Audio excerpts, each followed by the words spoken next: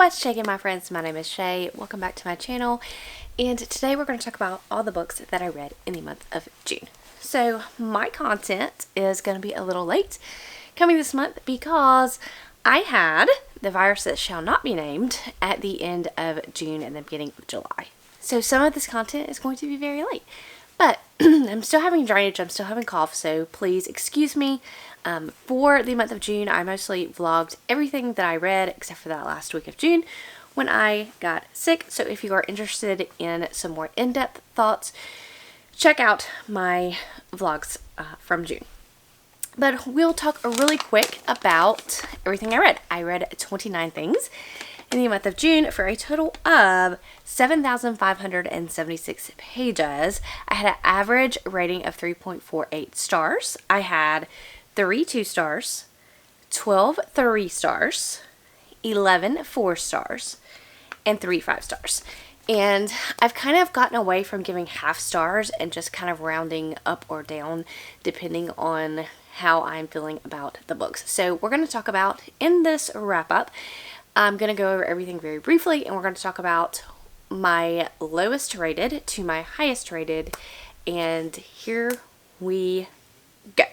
The first book coming in at number 29 is going to be Moon of the Crusted Snow by Wab Geshig Rice, and I don't know if that's how you say that name, and forgive me, but I have a love-hate relationship with horror novels and post-apocalyptic books because I feel like it's very hard to bring something new to the genre, and this was my problem with this book. So this is following our Native American community that's kind of out in the middle of nowhere, and they slowly lose internet and they lose power, and then some other people come and just let them know basically that the end of the world has happened, and it's kind of that story. I just didn't feel connected with the characters, and it's a shorter novel, and I didn't feel like it brought anything new to the genre. So that's why I gave it 2 stars, and it was the lowest thing I read of the month.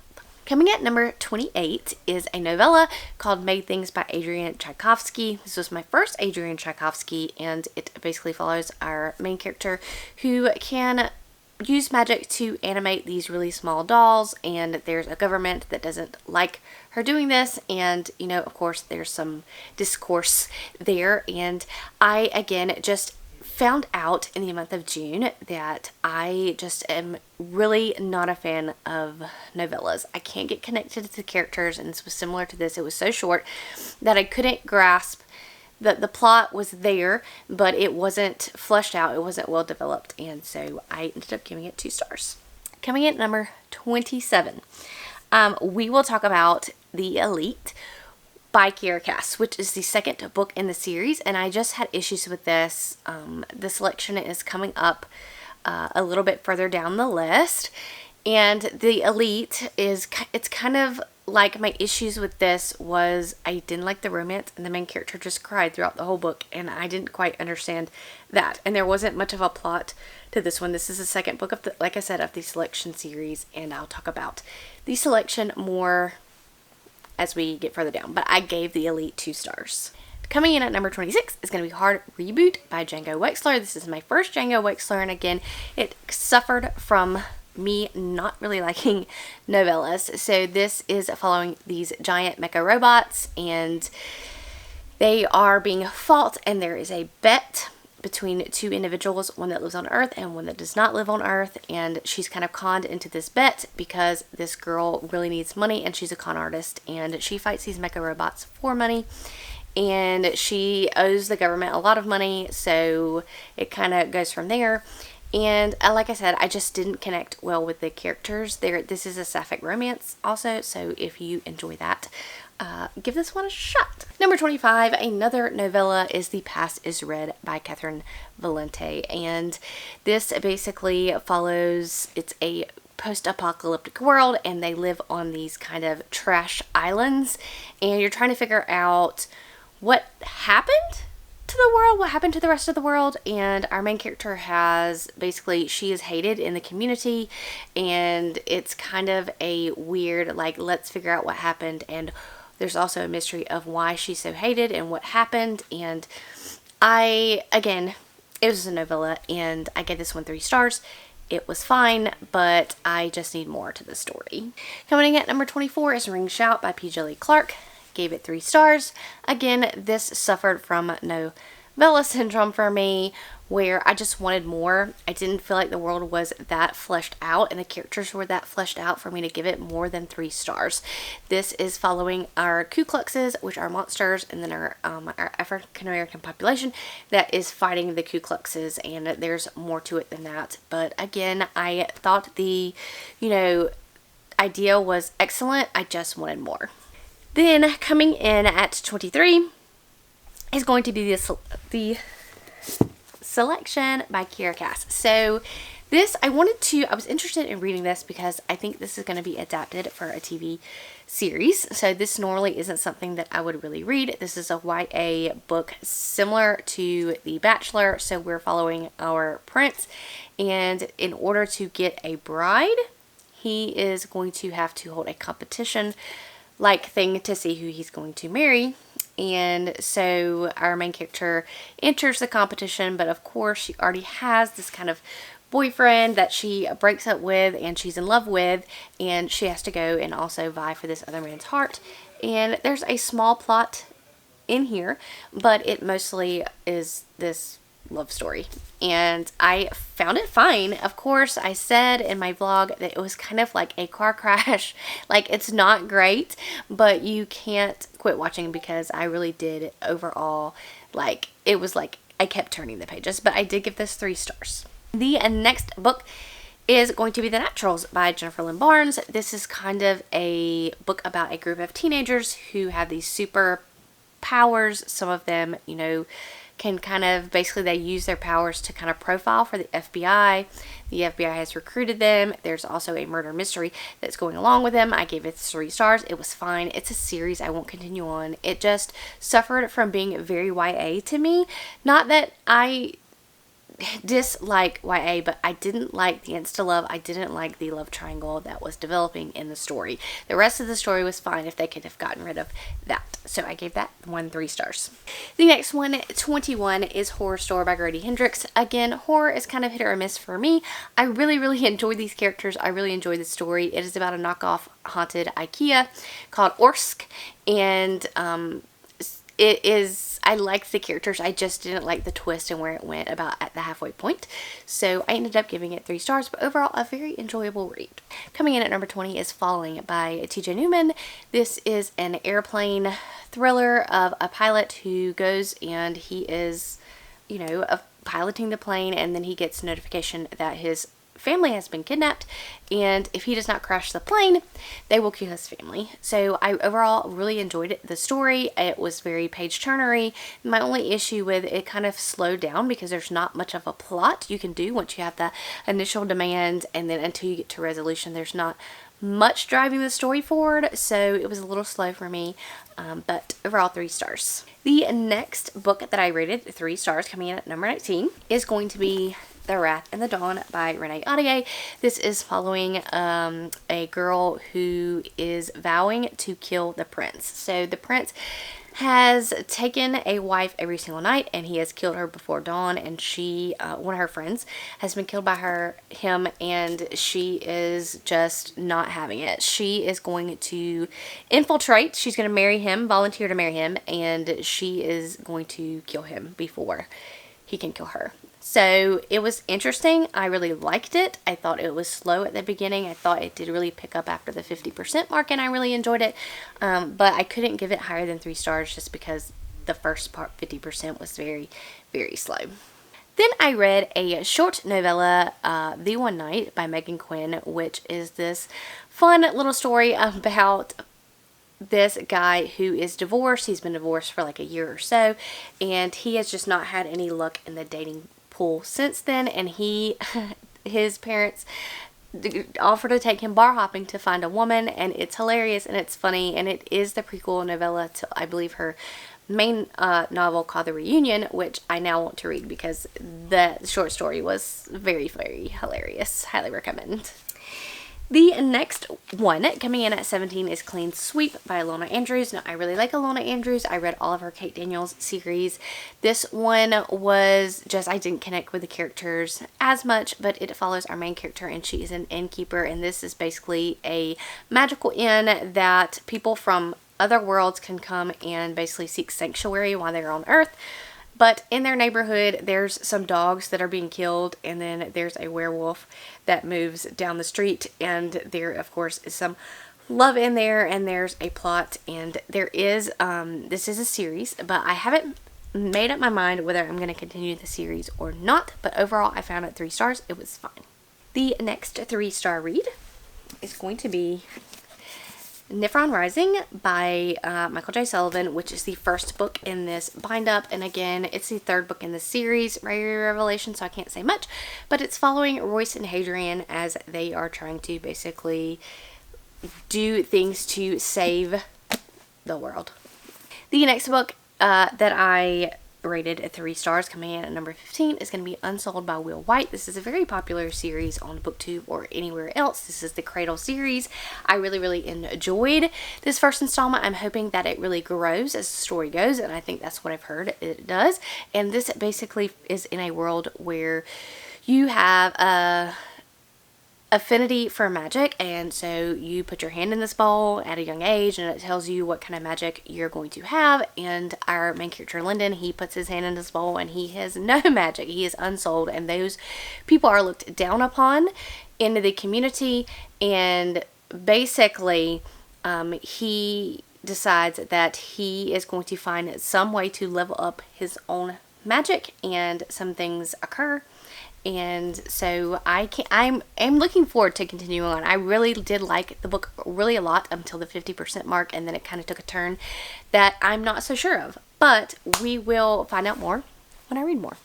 Coming in at number 14 is my first 4-star read, and that's Punching the Air by E.B. Zaboy and Yusef Salem, I think. I'm not sure if I'm pronouncing those names right, but it's a story written in verse about a kid that is wrongfully accused and what that means for him and his life. And I really overall really enjoyed this, and the implications, and just kind of the character study of this book. I normally don't like things written in verse, and that's why I gave it 4 stars, but overall highly recommend, especially if verse is something that you like. Coming in at number 13 is the original that was written by Brandon Sanderson and Mary Romanek Kowal. I'm not sure if I'm pronouncing her name either, but this is a short story that is kind of like a mystery with clones, and I don't want to say too much more about it because it will kind of give it away, because this is a short novella, but this is a novella that I actually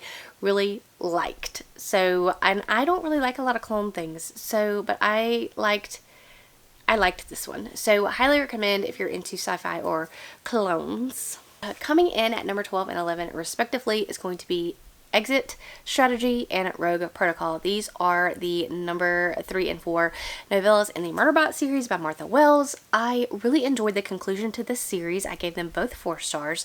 I really felt like these novellas actually added things because it's a series, so I enjoyed that, and I like Murderbot as a character, and I really like the way that the story progressed. And I finished the novellas, and now I'm to the point where I will have bigger novels, and I'm not sure how I feel about that, to be honest.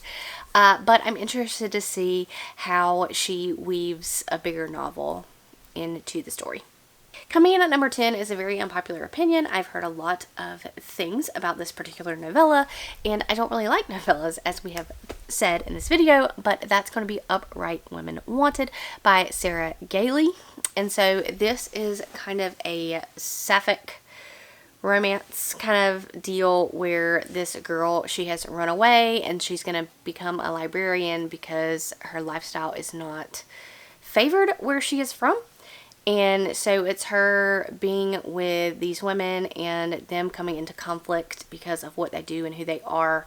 And, you know, the sheriffs and all of them are hunting these women because they are not doing legal things. But I highly enjoyed it. I really liked the characters. I don't know why, but I really connected with the characters, and I connected with this novella more than the other novellas that I read this month.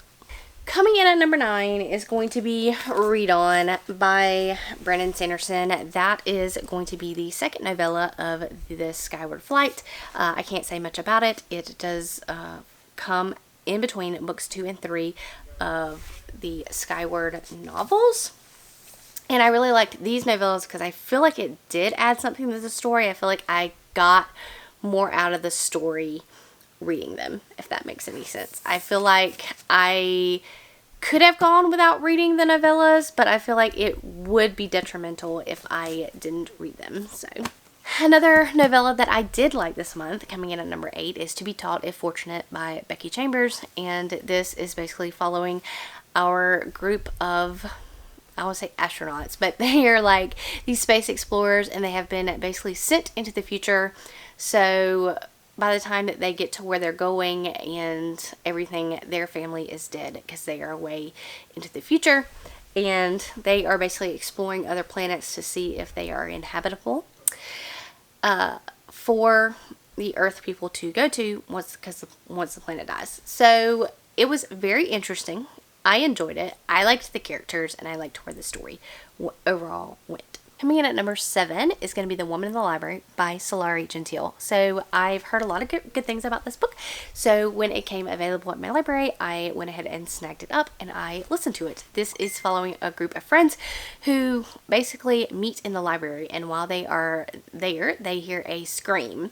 And they don't really think much about it at first until the next day there is a dead body that is found in the library. And so it's the mystery of who done it, and I really enjoyed this. I gave it 4 stars. It was very page-turnery. I would highly recommend to people that like kind of a friend group and mysteries. So the next 6, and coming in at 6 and number 5 respectively, are Heartstoppers Volume 1 and 2.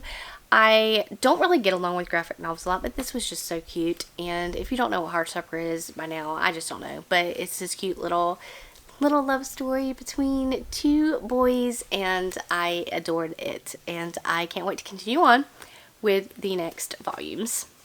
Coming in at number 4 is going to be Sunreach, which is the first novella of the Skyward Flight series. I really enjoyed this one. I enjoyed this one better than the second one, and I can't wait to read the third one because I just want to know more about the side characters. So the main novels, the past 2 have focused on Spencer solely, pretty much, and so we're getting some side character action here, and I love the characters of Skyward. I think that's what makes it such a great story, and so I really have been enjoying myself with these novellas. Coming in at number 3, my first 5-star read of June is going to be Finlay, Donovan is Killing It by El Casimano.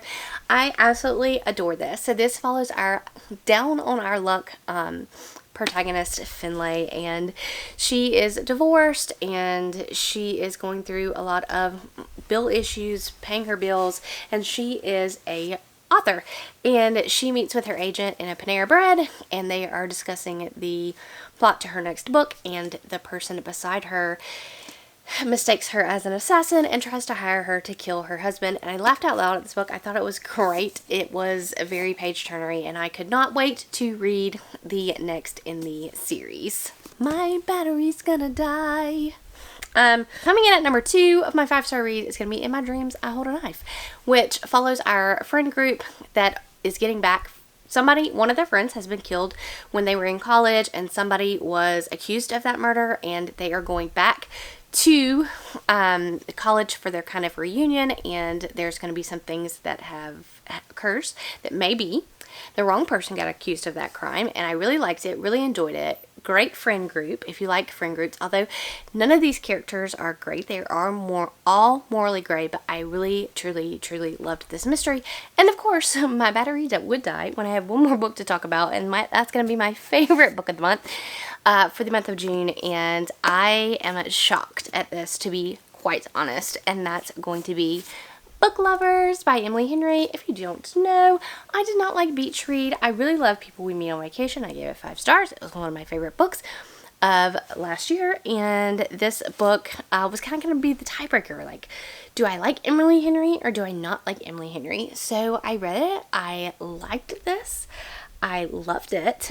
It is following our main characters, Nora and Charlie, and Charlie is an Charlie is an editor, and Nora is an agent, a literary agent, and basically they both live in New York, and she kind of goes to this small town because her sister has dragged her on a vacation. And some things go to there. There's some conflict between her and her sister. And then she meets Charlie down there, and they are kind of enemies in their fields. And they kind of, I don't know, have to end up working together on a project. And so I have watched reviews of this, and basically people just generally either they don't like Nora or they don't like Charlie, which I can see why some people wouldn't, but I loved them. I loved Nora. She was not afraid to go after her dreams. She was not going to compromise for anything. She has, lived her entire life as, wanting a career, wanting these goals, and she did not want to sacrifice it. And I can understand where she's coming from. I think that was a great, headstrong female. She has already had to sacrifice things because their mother died when they were younger, and she's kind of been taking care of her sister. And she has sacrificed some things for her sister, even though her sister doesn't know it. And that's kind of like the conflict between her and her sister in this book.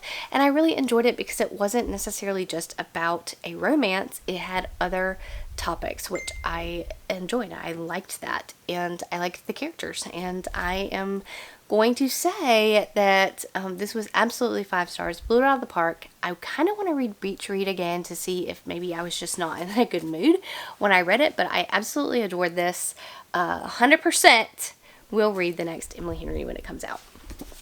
Okay, that's it. We made it through this video. It was very long. I am happy with my reading month in the month of June, but I'm happy to kind of drift away from reading shorter novellas that I wasn't quite jiving with, and coming back to kind of reading things that I want to read. So I will catch you guys later. Hope y'all are doing all kinds of well, and there will be more content coming up soon now that I am semi over the COVID.